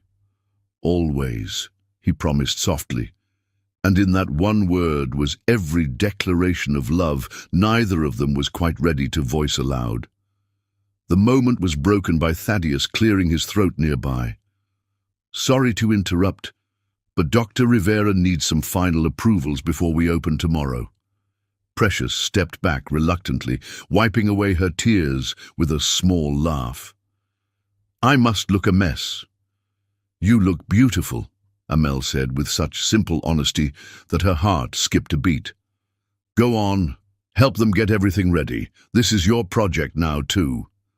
She gave him one last wondering look before joining Dr. Rivera and the staff, her natural leadership abilities immediately coming to the fore as she helped organize the final preparations.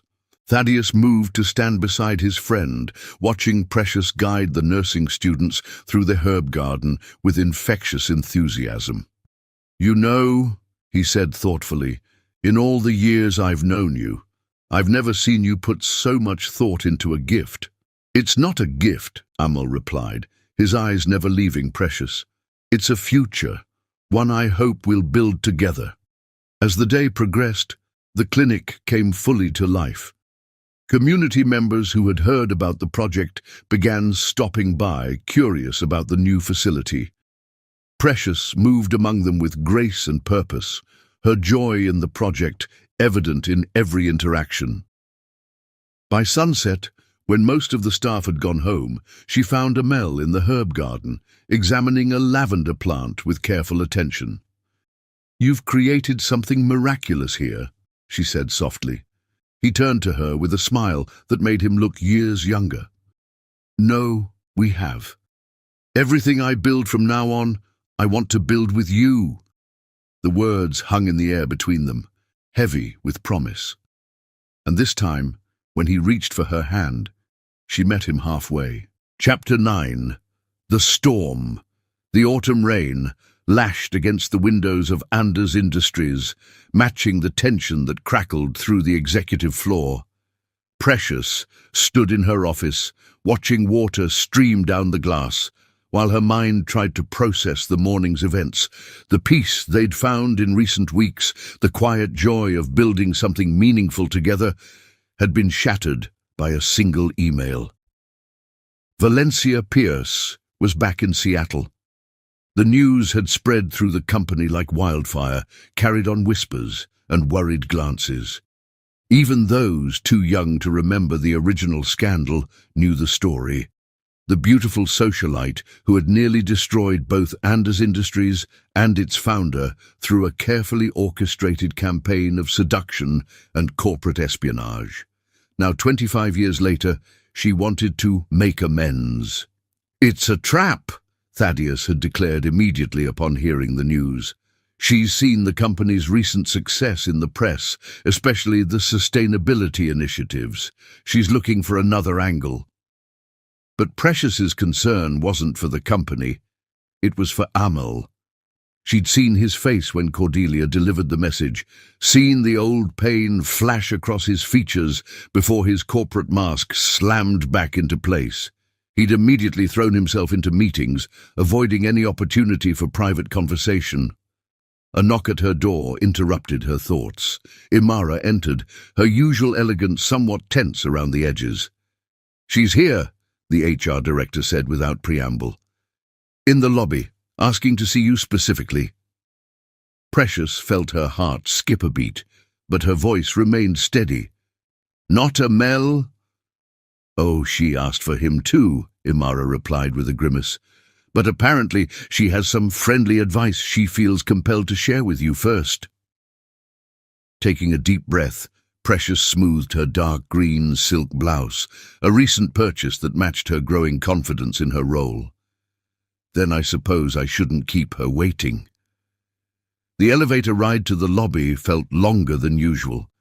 Precious used the time to center herself, drawing strength from everything she and Amel had built together, the rooftop garden, the community clinic, the trust that had grown between them like carefully tended flowers. Valencia Pierce stood examining the lobby's orchid display, the same ones Precious had been tending that first morning she met Amel. At 50, Valencia remained strikingly beautiful. Her silver-streaked dark hair styled perfectly, her designer outfit screaming old money and influence. "Miss Pierce," Precious said calmly, approaching with professional courtesy, "welcome to Anders Industries." Valencia turned, her practiced smile not quite reaching her eyes as she assessed the younger woman. "Ms. Zuri, how kind of you to meet with me. I've read so much about your rapid rise within the company." The implied criticism rolled off Precious like water. She'd faced far worse from those who doubted her abilities. "Would you like to see the sustainability initiatives you've been reading about? The rooftop garden is quite impressive, even in the rain."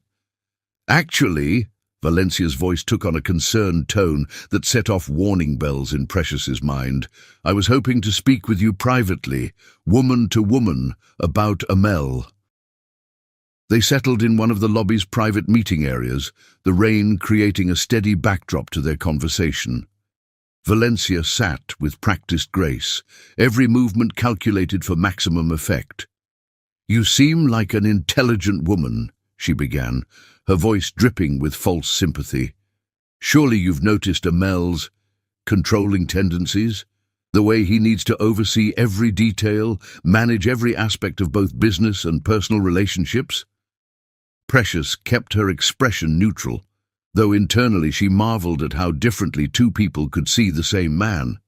Where Valencia saw control, Precious had experienced support. Where the older woman perceived manipulation, Precious had found genuine understanding. "Mr. Anders is thorough in his business practices," she replied diplomatically. "It served the company well." Valencia's smile turned predatory. "Oh, my dear, you're still in the golden phase, aren't you? When every gesture seems romantic rather than calculated. When every business opportunity feels like a gift rather than a chain." The reference to the clinic made Precious's hands clench briefly in her lap, but her voice remained steady. "Why are you really here, Ms. Pierce?" "To warn you," Valencia leaned forward, dropping her voice conspiratorially. "I was young once too, dazzled by his attention, his grand gestures, his apparent generosity. But it all comes with a price. He'll remake you in his image of perfection, control every aspect of your life until you can't breathe without his permission." The words hung in the air between them, and Precious felt a surge of pity for this woman who had never really known Amel at all, who had been so focused on manipulating him that she'd missed the genuine heart beneath his professional exterior. "You're wrong," Precious said simply, rising from her seat. "And I think you know you are. The man you're describing, that's the armor he built because of you. The real Amel Anders is someone who listens to dreams he doesn't fully understand and helps them grow, who creates opportunities for others without asking anything in return, who's learned that true strength lies in being vulnerable enough to trust again." Valencia's carefully constructed mask slipped for a moment, showing genuine surprise at the quiet conviction in Precious's voice. "I appreciate your concern," Precious continued, her tone professional but firm, "but I know exactly who Amel is. More importantly, I know who I am. No one can remake me into anything I don't choose to be." The sound of footsteps made them both turn. Amel stood in the lobby entrance, his tall frame tense as he took in the scene before him. The years fell away for a moment as he faced his past, but then his eyes found Precious's, and the present reasserted itself with crystal clarity. "Valencia," he said, his voice controlled, "I believe we have nothing to discuss." "Don't you even want to hear my apology?" Valencia asked, rising gracefully. "My explanation for what happened all those years ago?" "No," he replied simply, moving to stand beside Precious. "The past is done. I've found something far more valuable than explanations or apologies. I've found truth." His hand found Precious's, their fingers intertwining naturally, and Valencia's expression shifted as she finally understood. This wasn't the same man she'd manipulated all those years ago. This, Amel Anders, stood firmly grounded in his own strength, supported by a woman who matched him in dignity and purpose. "Well," Valencia said, gathering her designer bag. It seems my concern was unnecessary, though I do hope, Miss Zuri, that you remember our conversation when the winds change. The only thing changing here, Precious replied with quiet confidence, is the season. Our garden is quite beautiful in autumn, Miss Pierce. You should visit again when the healing herbs are in full bloom. The subtle emphasis on healing wasn't lost on any of them. Valencia left with as much grace as she could muster, her stilettos clicking across the marble floor like fading thunder. When she was gone, Amel turned to Precious, his eyes searching her face. "Are you all right? What did she say to you?" Precious squeezed his hand gently. "Nothing that matters. She was describing a man I've never met, and never will, because he doesn't exist except in her imagination." The tension in his shoulders eased slightly. "When Cordelia told me she was here to see you, I thought that I might believe her version of you over everything I've seen with my own eyes." Precious shook her head with a small smile. "Amel, I know who you are. I've seen your heart in every detail of the clinic, in every support you've given to your employees, in every moment you've respected my independence while offering your strength." He pulled her closer, resting his forehead against hers in a gesture of pure relief and trust. Around them, the rain continued to fall, but they stood in their own pocket of peace, stronger together than any storm from the past. "Thank you," he whispered, "for believing in the man I am, not the man she tried to make me." Precious reached up to touch his face gently. "Thank you for being exactly who you are, someone who helps dreams grow, even when they're not his own." The storm outside began to ease, sunlight breaking through the clouds to paint the lobby in soft gold. Like their rooftop garden after rain, something new had bloomed between them. A deeper trust, a stronger bond, a love that could weather any storm because it was rooted in truth. Chapter 10. Truth and Trust. The community health clinic buzzed with activity as Precious made her morning rounds. 3 months after opening, the facility had already become a vital resource for Seattle's underserved communities. Medical students worked alongside experienced professionals, while the waiting area was filled with patients benefiting from the unique blend of traditional and modern medicine. But today, something felt off. Dr. Rivera pulled her aside as soon as she arrived, concern etched on her experienced features. "We need to talk," she said quietly, leading Precious to her office. "There's an issue with the funding." Inside, they found Thaddeus already waiting, his usually cheerful face uncharacteristically serious. "The board is questioning the clinic's budget allocation," he explained without preamble. "Xavier Blackwood has been particularly vocal about the excessive resources being directed here." Precious felt her heart sink as they laid out the details. Xavier had presented a compelling case for redirecting the clinic's funding to more profitable ventures. His argument was backed by carefully manipulated statistics that made the clinic appear less efficient than it actually was. "The vote is scheduled for tomorrow morning," Thaddeus continued. "Without those funds, we'll have to significantly reduce services, maybe even close the educational program." Precious thought of the students she'd mentored, the community members who relied on the clinic, the delicate balance of trust they'd built. "There has to be a way to show the real impact we're making here." "There is," Dr. Rivera said hesitantly, "but it would require creative accounting, making our numbers look better than they are, just like Xavier made them look worse." The implication hung heavy in the air. They could fight fire with fire, manipulate their own statistics to ensure continued funding. It would be easy to justify. They were doing good work, helping people who truly needed it. The end could justify the means. But Precious knew better. Everything they'd built here was founded on trust and integrity. Once that foundation cracked, the whole structure would be compromised. "No," she said firmly. We'll present the truth, every success, every struggle, every lesson learned. If we can't win this fight honestly, we don't deserve to win it at all. She spent the rest of the day gathering real stories, real data, real evidence of the clinic's impact. Students shared how the program had changed their lives. Patients testified about receiving care they couldn't have accessed elsewhere.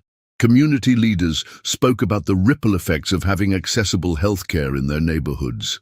As evening fell, she made her way to Amel's office to share what she'd learned. Their relationship had deepened since Valencia's visit, built on a foundation of mutual respect and understanding. But this would test that foundation. "You wanted to see me?" he said as she entered, looking up from his desk with the warm smile he reserved just for her. "We need to talk about the clinic," she began, laying out everything she'd discovered. She watched his expression shift as he understood the implications. This wasn't just about the clinic anymore.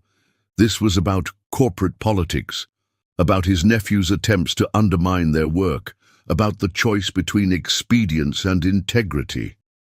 "We could adjust the numbers," he said carefully, testing her reaction. "Make sure the board sees the clinic's full potential." "No," she replied quietly but firmly. "That's not who we are. That's not what we're building here." Their eyes met across the desk, and something powerful passed between them. Here was the moment of truth. Would he support her commitment to integrity, even if it meant risking something they'd built together? "Tell me what you need," he said simply, and her heart swelled with love for this man who continued to choose truth over expedience.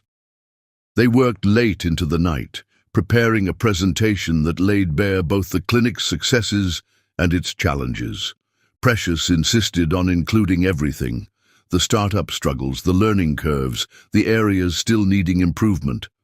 But she also showcased the real, measurable impact they were having on the community. The next morning, she stood before the board with quiet confidence. Xavier sat with a smug smile, certain his manipulated statistics would carry the day. But he hadn't counted on the power of truth told with conviction. "Ladies and gentlemen," Precious began, "I'm not here to show you perfect numbers or promise immediate returns. I'm here to show you something far more valuable, real change happening in real people's lives." For the next hour, she laid out their story. She didn't shy away from the challenges, but she also helped the board see the bigger picture: how the clinic was training the next generation of healthcare workers, how it was building trust with underserved communities, how it was pioneering a new model of integrated care that could be replicated across the country. "We could make these numbers look better," she admitted honestly. "We could manipulate statistics like others have manipulated them to look worse, but that would betray everything this clinic stands for. We're not just treating illnesses here. We're building trust, creating opportunities, growing something sustainable." She saw Xavier's smile fade as the board members began nodding along. Her honest approach had accomplished what his manipulation couldn't. It had made them believe in the vision. When the vote came, the funding was not only secured, but increased. Board members who had been skeptical became advocates, impressed by both the clinic's impact and the integrity of its leadership. Later, in their rooftop garden, Precious and Amel stood watching the sunset paint the sky in shades of victory.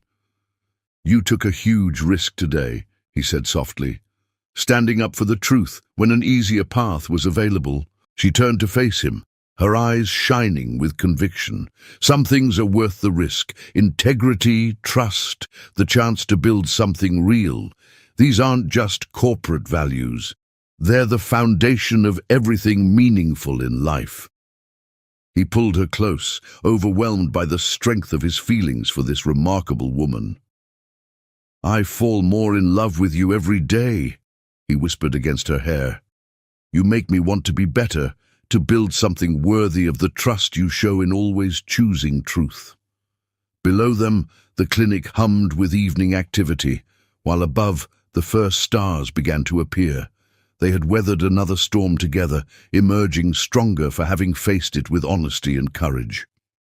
In the garden they'd created, surrounded by the healing herbs they'd planted together, Precious and Amel held each other close, knowing that their love, like their work, was built on the unshakable foundation of truth and trust. Chapter 11. The Decision. The evening light filtered through the floor-to-ceiling windows of Amel Ander's office, casting long shadows across the space where he had spent the majority of his adult life.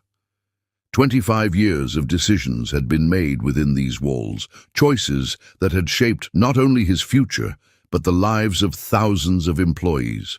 Now, as he stood watching Seattle's skyline fade into twilight, he faced perhaps his most significant decision yet. The papers on his desk represented months of careful planning with Thaddeus, the restructuring of Anders Industries that would allow him to step back from his role as CEO. The transition had been meticulously designed. Thaddeus would take over day-to-day operations, while Amel would focus on the charitable foundation that would support healthcare initiatives and community outreach programs. It was, by any measure, a dramatic departure from the careful control he'd maintained over his company for the past quarter-century. Yet as he watched Precious teaching an evening class to aspiring healthcare workers in their clinic below, he felt nothing but certainty. The door opened quietly behind him, and Thaddeus entered, carrying 2 cups of their favorite coffee. "Still brooding?" his friend asked, setting 1 cup on the desk. "Reflecting," Amel corrected, turning from the window. "Did you finalize the Foundation's charter?" "Everything's ready." Thaddeus settled into his usual chair. "The Anders Foundation for Community Health will be able to support similar clinics across the country. Precious's model of integrated healthcare and community education will help thousands." The mention of her name brought a smile to Amel's face, something that happened with increasing frequency these days. Since the funding crisis, their relationship had deepened into something profound, a partnership that transcended both their professional and personal lives. "Have you told her yet?" Thaddeus asked quietly. "Not yet." Amel moved to sit behind his desk, his fingers tracing the worn edge where he'd spent countless hours building his empire. "I want everything to be in place first." "You know she wouldn't care about any of this."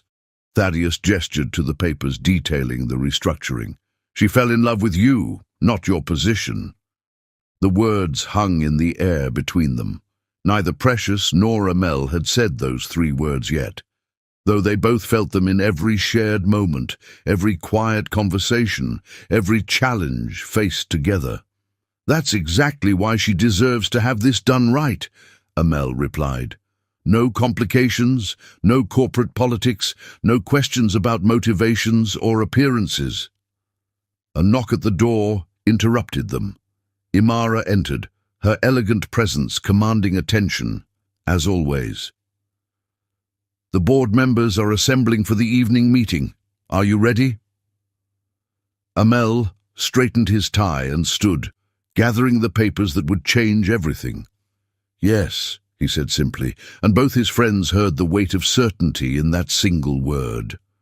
The boardroom was full when they arrived, faces both familiar and new turned expectantly toward their CEO.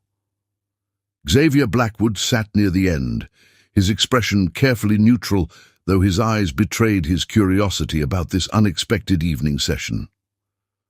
"Ladies and gentlemen," Amel began, his voice carrying the authority of 25 years at the helm, "thank you for coming at such short notice. Tonight, I'm announcing some significant changes to Anders Industries' leadership structure." He laid out the plan methodically, watching understanding dawn on various faces as they grasped the magnitude of what he was proposing. The creation of the foundation, the transition of power to Thaddeus, the new focus on community health initiatives. It was a dramatic departure from the pure, profit-driven approach that had dominated his early years. "But why?" Xavier interrupted, his voice sharp with disbelief. The company is more successful than ever. Why step down now? Amel's gaze swept the room, taking in the people who had been part of his journey. Because success isn't just measured in profit margins. 25 years ago, I lost sight of that. I built walls around myself and this company, focused solely on protection and control. But true strength, I've learned, comes from growing something larger than ourselves. Through the glass walls, he could see Precious in the clinic below, now consulting with Dr. Rivera about a patient's treatment plan. The sight of her, so confident and purposeful in the space they'd created together, reinforced everything he was saying. The Anders Foundation will work to establish integrated healthcare centers across the country, combining modern medicine with community education and sustainable practices. Each center will partner with local nursing schools and healthcare providers, creating opportunities for the next generation of medical professionals. The board members listened intently as he outlined the vision. A vision that had begun with a maintenance coordinator tending to orchids and grown into something transformative. Mr. Kingston has been preparing for this transition for months, Amel continued. He has my complete confidence, and I believe he will lead Anders Industries into an even more successful future. The vote that followed was largely ceremonial. Amel and Thaddeus had already secured the support they needed. Within an hour, the papers were signed, the press release was prepared, and 25 years of single-minded control had been transformed into something new and full of possibility. As the board members filed out, offering congratulations and well wishes, Amel felt a profound sense of peace. He gathered his things, said goodnight to Thaddeus and Imara, and made his way down to the clinic. Precious was finishing up with her last class, her voice carrying clearly as she explained the importance of combining traditional healing practices with modern medicine. The students hung on her every word, inspired by her passion and expertise. She looked up as he entered, and her whole face lit up with that smile that had first begun to thaw his frozen heart. "Give me 5 minutes," she asked, and he nodded, content to watch her wrap up the lesson. When the students had gone, she approached him with concern in her eyes. "Is everything all right? You've seemed preoccupied all day." Instead of answering directly, he took her hand and led her to their rooftop garden. The space had flourished under their care, becoming a testament to what could grow when nurtured with patience and love. "I made a decision today," he said as they stood among the herbs and flowers they'd planted together. "I'm stepping down as CEO." Precious's eyes widened in surprise, but she remained silent, giving him space to continue. "Thaddeus will take over the company operations while I focus on expanding what we've built here. The clinic, the educational programs, the integrated healthcare model. We're creating a foundation to support similar initiatives across the country." Understanding dawned in her eyes. "That's why you've been meeting with healthcare consultants and community organizers." He nodded, drawing her closer. 25 years ago, I thought success meant building walls to protect what was mine. You showed me that real success comes from breaking down walls, from helping others grow, from creating something meaningful together." Tears shimmered in her eyes as she reached up to touch his face. "Are you sure about this? Anders Industries has been your life's work." "It was," he agreed softly. "But you've helped me find a new purpose, a better way to use everything I've built. And I want to build this next chapter with you, not as CEO and sustainability director, but as partners in every sense." The words hung in the air between them, full of promise and possibility. Precious stood on tiptoe and kissed him softly, a gesture full of love and understanding. "Partners," she whispered against his lips, and in that word was every declaration of love they hadn't yet voiced. Above them, the stars began to appear in the darkening sky, while below, the clinic hummed with healing energy. They stood together in the garden they'd created, ready to grow something even more beautiful together. The decision had been made, not out of fear or protective instinct like so many choices in his past, but out of love and hope for the future. After 25 years of winter, Amel Anders was finally ready to embrace the spring. Chapter 12. New Beginnings. The rooftop garden of Anders Industries bloomed with life on a perfect Seattle spring morning. White orchids, the same variety that had witnessed their first meeting, decorated every corner, their delicate petals dancing in the gentle breeze. The space they had cultivated together had been transformed into an enchanted garden for the most important day of their lives. Wooden chairs arranged in elegant rows faced an arch woven with climbing roses and healing herbs from their garden. The city sprawled below them, but up here, surrounded by the flowers and plants they'd nurtured together, it felt like they were in their own private paradise. In a quiet room, several floors below, Precious sat before a mirror while Imara made final adjustments to her hair. Her wedding dress was elegantly simple, an ivory silk sheath that highlighted her natural grace. Around her neck hung her mother's restored wedding necklace, its delicate gold chain carrying generations of love and tradition. "Your mother would be so proud," Imara said softly, securing another crystal pin in Precious's intricately braided updo. "Not just of how beautiful you look today, but of everything you've accomplished." Precious touched the necklace gently, remembering all the dreams that had led her to this moment. "Sometimes, I still can't believe how much has changed in a year," she whispered. Indeed, the changes had been remarkable. The Anders Foundation had already established 3 new integrated healthcare centers in underserved communities across the country. The original clinic had become a model for sustainable healthcare, with medical students and community members alike benefiting from its innovative approach. A knock at the door revealed Dr. Rivera, beaming with pride. "The garden is perfect," she reported, "and your groom is practically wearing a path in the floor upstairs." Precious laughed, imagining Amel pacing in his office, the same office where he'd made the decision to transform both their lives. "Is Thaddeus keeping him calm?" "Trying to," Dr. Rivera chuckled, "though I'd say calm isn't exactly the word for a man who's been waiting 25 years to feel this happy again." In his office, Amel stood before his own mirror, adjusting his bow tie for the 100th time. His best man, Thaddeus, watched with amused affection. "I haven't seen you this nervous since the day you met her," his friend observed. "That's because nothing has ever been this important," Amel replied, his voice thick with emotion. "She changed everything, Thaddeus. She showed me what real strength looks like, not building walls but having the courage to let them fall." The office door opened and Cordelia entered with tears already in her eyes. Over the past year, she had become one of Precious's strongest supporters, having seen how genuinely her presence had transformed both the company and its former CEO. "It's time," she announced softly. The rooftop garden filled with their chosen family, clinic staff, students, board members, and community leaders whose lives had been touched by their work together.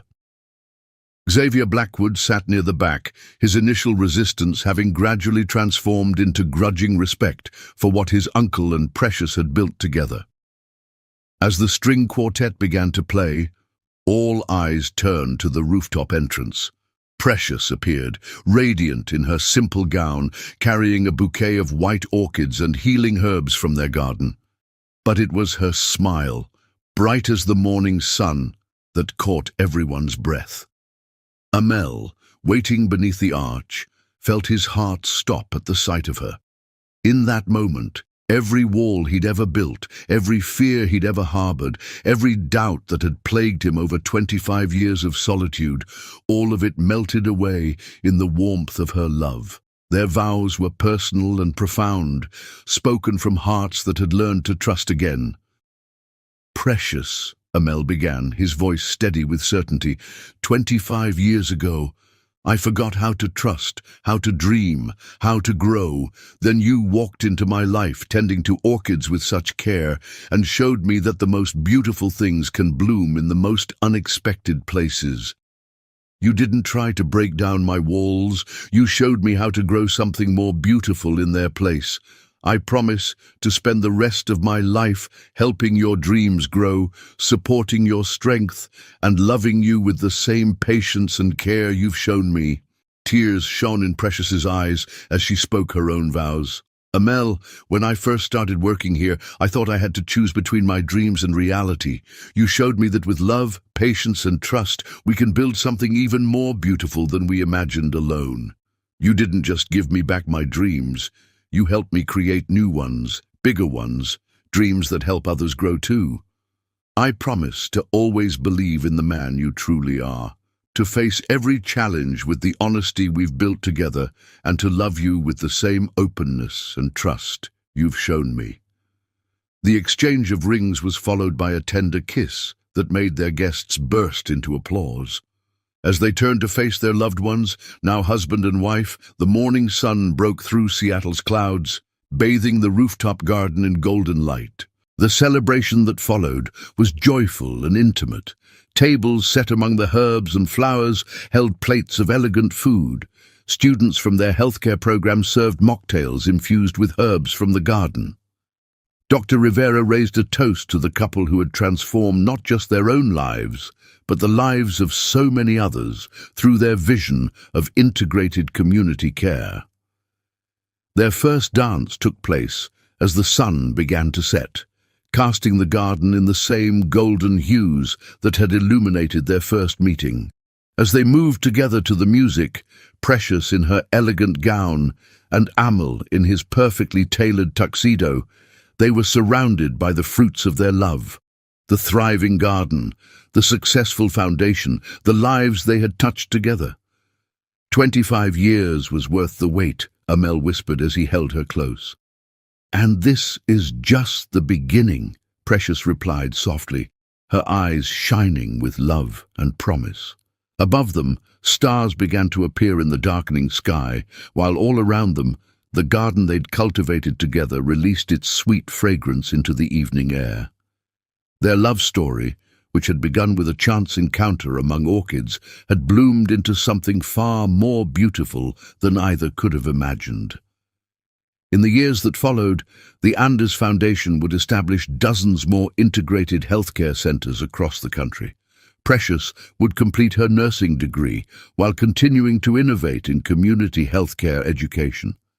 Their rooftop garden would inspire similar projects in cities around the world. But on this perfect spring evening, none of that mattered.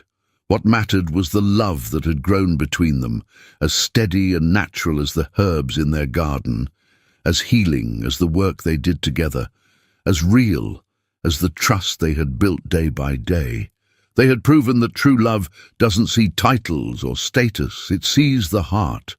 And sometimes the most beautiful love stories begin in the most unexpected places, blooming like flowers in the cracks of carefully constructed walls, growing into something strong enough to heal not just two hearts, but an entire community. As night fell over Seattle, the rooftop garden glowed with strings of soft lights, like stars brought down to earth.